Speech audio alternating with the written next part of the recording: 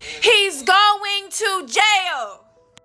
Black people, stop sticking up for that young man. He murdered somebody. He's going to jail. You open your feed and it's the first thing you see. A terrifying new video has just dropped and it changes everything. The clip, released by a previously silent witness, shows Karmelo Anthony initiating the fight that would ultimately end in tragedy. Not reacting, not defending, starting it. And as soon as the footage surfaces, the internet erupts. But not just with comments and speculation, with outrage. Within minutes, hashtags like #JusticeForAustin and BLM Uproar start trending. Why? Because for weeks, Karmelo's defense and the movement behind him had painted him as the victim, as someone who acted out of fear, as someone who had no choice. But this video, it says otherwise. In the shaky but clear footage, Karmelo is seen approaching the victim first. Words are exchanged. The body language is aggressive. And before anyone can step in, he throws the first hit. The clip cuts shortly after chaos breaks out. But it's enough. Enough to fracture the narrative that's been driving the public conversation for weeks. BLM supporters are now facing an uncomfortable moment. Many of them backed Karmelo publicly. Some marched, others raised money. And now the video contradicts the very foundation of what they believed they were fighting for. You begin to wonder, did everyone jump too fast to defend him? Was the truth buried in favor of emotional momentum? And how does a movement built on truth and justice respond when the facts start to crumble? Because this isn't just a leaked clip.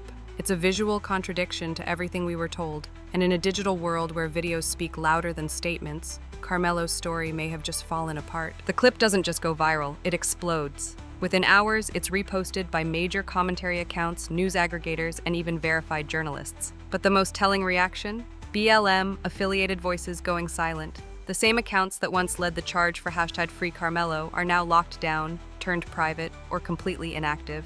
You scroll through the comments and the tone is undeniable. Supporters feel betrayed. We were told he was defending himself.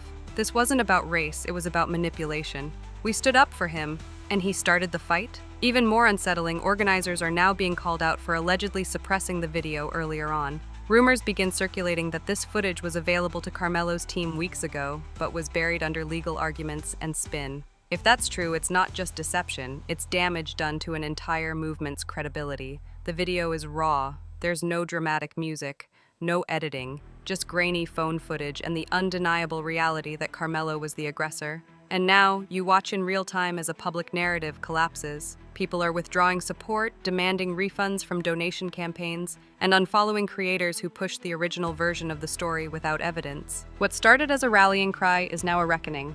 And the questions get louder. Did Karmelo's team knowingly mislead the public? Were activists used as pawns in a larger strategy? And if so, who's going to step up and take responsibility? Because this isn't just about legal guilt anymore, it's about moral credibility. And in the court of public opinion, that verdict moves fast. Now the political damage starts to set in. The video isn't just shifting opinions, it's detonating alliances. Public figures who once stood behind Karmelo are now racing to distance themselves, some deleting tweets, others issuing carefully worded statements like, "We supported what we believed was the truth at the time." But the public isn't buying it. Screenshots are everywhere. Receipts of influencers, activists, even local politicians praising Karmelo as a victim are being reposted with captions like, "So, you still standing on this?" The backlash isn't just about Karmelo anymore, it's aimed at everyone who gave him a microphone. And for BLM, this moment is seismic. Critics are pouncing on the silence. Commentators on the right are already calling this the unraveling of a movement that rushed to defend a killer. That rhetoric is extreme, yes, but effective. It's spreading like wildfire, getting picked up by mainstream media and weaponized as proof that social justice groups jump too fast, speak too soon, and never apologize when they're wrong. BLM chapters across the country are split. Some quietly start issuing statements of regret for promoting unverified claims. Others double down, trying to reframe the narrative. Regardless of the video, the system is still flawed. But that's the problem. This isn't about the system anymore. This is about one person, one choice, one lie, and in the middle of it all, the Metcalf family, who stayed silent through the viral storm, now have the evidence the world demanded, and they're speaking up, with poise, not rage. In a brief statement, they say, "We never asked for a movement. We only asked for the truth. Thank you for finally seeing it." And just like that, the energy online flips. Because in a world built on narratives, when a video exposes the truth, the story rewrites itself, and not everyone survives the rewrite. Now comes the fallout nobody wants to claim, but everybody feels. the fundraising platform that hosted Karmelo's legal defense page, quietly suspending the campaign pending an internal review. Donations are frozen, the campaign description has vanished, and the comment section, once full of support and encouragement, is now filled with angry donors demanding refunds and transparency. People feel duped. One comment reads, "I gave $100 thinking I was helping a kid survive the system. Turns out I funded the aggressor." Another simply says, "I want every dime back," and a public apology. Behind the scenes, sources claim the platform had been receiving warnings about potential misinformation for weeks, but they hesitated to act, afraid of appearing politically biased. Now, they're on damage control. Meanwhile, Karmelo's legal team has reportedly gone into lockdown mode. Media requests denied. Scheduled interviews canceled. No new statements. And for good reason. The video not only shatters the self-defense claim, it may now expose them to accusations of knowingly presenting a false narrative. But here's where it gets even messier. Rumors are circulating that the footage wasn't just discovered. Allegedly, key people involved, possibly even close to Karmelo, had access to the clip weeks ago and chose to sit on it. If that's true, this isn't just a moral betrayal, it's legal ammunition. And suddenly, people aren't just walking back their support, they're lawyering up. You start to wonder, was this all a coordinated spin from the beginning? Did influencers, lawyers, and organizers rush to defend Karmelo before seeing the facts? And if so, what happens now that those facts are undeniable? Because this isn't just about a case collapsing. It's about an entire ecosystem of trust imploding with it. Now the reckoning spreads beyond the courtroom and into the very culture that gave this story momentum in the first place. Influencers, commentators, even mainstream journalists are being dragged for pushing a narrative that didn't hold up. And it's not just backlash, it's exposure. Users on X and TikTok are stitching together old clips, headlines, and live streams showing exactly who said what and when. A particularly damning montage goes viral. It opens with an activist saying, "Karmelo was fighting for his life," then cuts to the leaked footage where Karmelo clearly throws the first punch. The comment section lights up.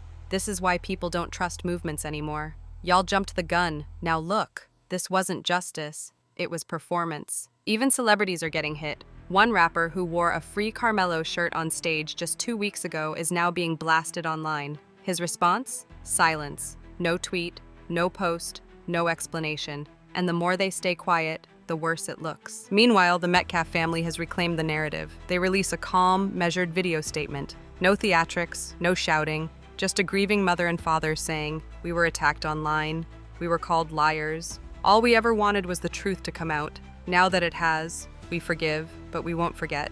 It hits harder than any viral tweet, because while everyone else is reacting, they're simply moving forward, and you realize this isn't just about who was wrong, it's about what it cost to get it right. Because reputations were built off of Karmelo's story. Now those reputations are crumbling, and in the rubble, people are starting to ask the question no one wanted to face. Was this ever about justice? Or was it about being first, being loud, and being wrong? At the center of all this, Karmelo's legal team is facing pressure like never before. Legal experts suggest that if it's proven the defense had access to the video and still pushed a self-defense story to influence public opinion and raise funds, that could cross into legal misconduct. Prosecutors are now said to be reviewing the timeline of public statements versus what was known internally. And the most ironic part? The very movement that was meant to protect the truth may now be remembered for distorting it. People who supported BLM causes in good faith are now left second-guessing. Did we move too fast? Did we sacrifice the facts to protect the narrative?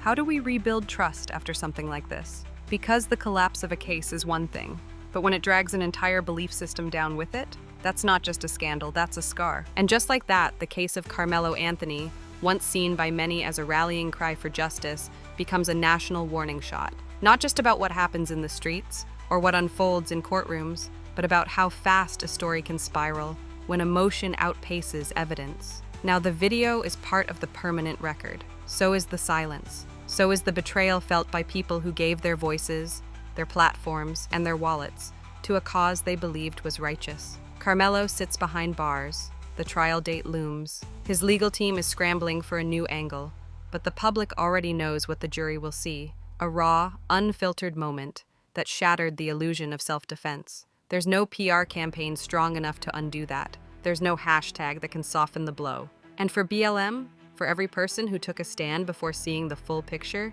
they're left to pick up the pieces. Some are apologizing, others are hiding, A few are doubling down, insisting Karmelo still deserves support, that one lie doesn't erase a lifetime of systemic issues. But the damage has been done, because this case wasn't just about guilt or innocence. It was about what happens when people put symbolism before truth. Movements depend on moral clarity, and when that clarity gets blurred, when a false martyr is chosen, and the real victim is ignored, the backlash isn't just loud, it's lasting. So now, the final questions are bigger than Karmelo. Can we still trust viral narratives? Should we ever again champion a cause without all the facts? And when truth finally shows up late, will anyone still be listening? Because in this case, the truth didn't just arrive late, it arrived after lives were already changed and trust was already broken.